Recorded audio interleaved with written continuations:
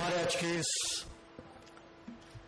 कार्यक्रम के प्रमुख अतिथि हम सभी के नेता आदरणीय वरुण गांधी जी, मुंबई भारतीय जनता पार्टी के अध्यक्ष एडवोकेट राजकीय पुरोहित जी, मुंबई भारतीय जनता पार्टी के इस आईटी सेल के पीछे की सही प्रेरणा जो है ऐसी पूनम महाजन,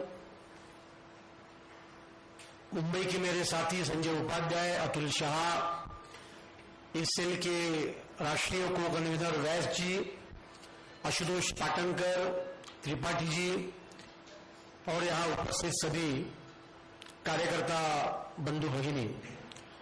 सबसे प्रथम तो मुंबई भारतीय जनता पार्टी के आईटी सेल ने आज एक सराहनीय कार्यक्रम यहां आयोजित किया।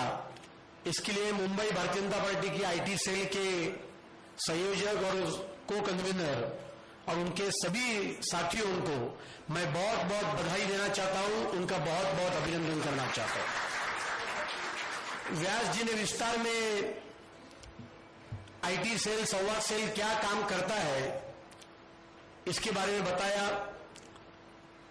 मुंबई के आईटी सेल के इंचार्ज त्रिपाठी जी ने भी अपने भाषण में बताया।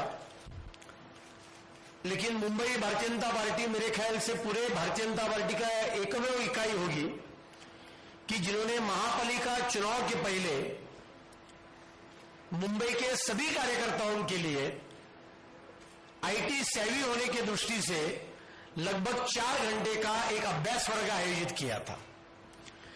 इतना ही नहीं तो मुंबई भारतीय जनता पार्टी का फेसबुक का पेज, इसका प्रचार होने के दृष्टिकोण से हमने अलग अलग योजना भी अमल में लाई थी और महापालिका चुनाव के नतीजे आने के बाद मैं ये पूरे विश्वास से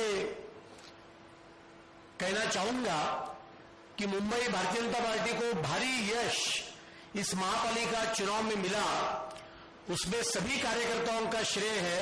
वैसे इस मुंबई के आईटी सेल का भी बहुत बड़ा श्रेय है, ये कहते हुए मुझे बहुत आनंद हो रहा है।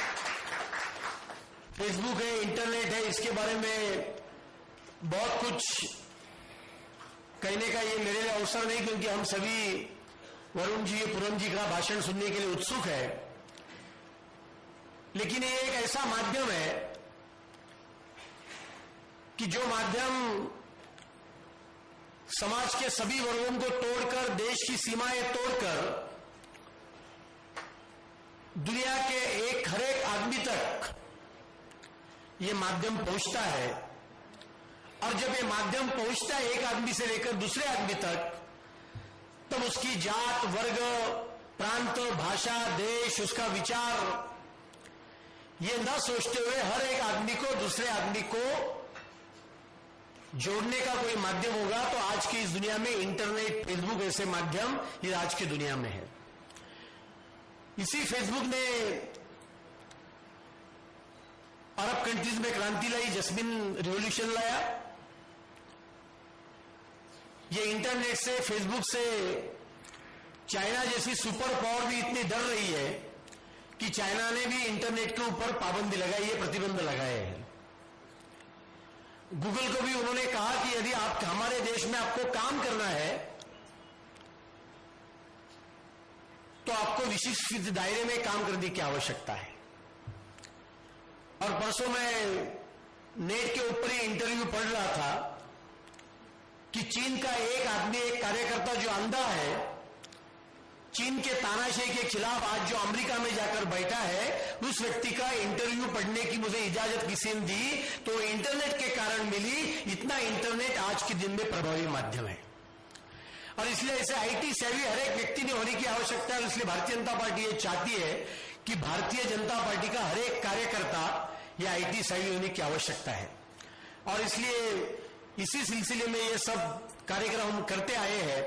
मैं आज इस कार्यक्रम के निमित्त हमारे आईटी सेल को इतनी प्रार्थना करना चाहूंगा कि वैस जी ने वैसा भी कहा है कि हम सिर्फ इंटरनेट पर एक्टिव नहीं है, हम फील्ड के ऊपर भी एक्टिव है।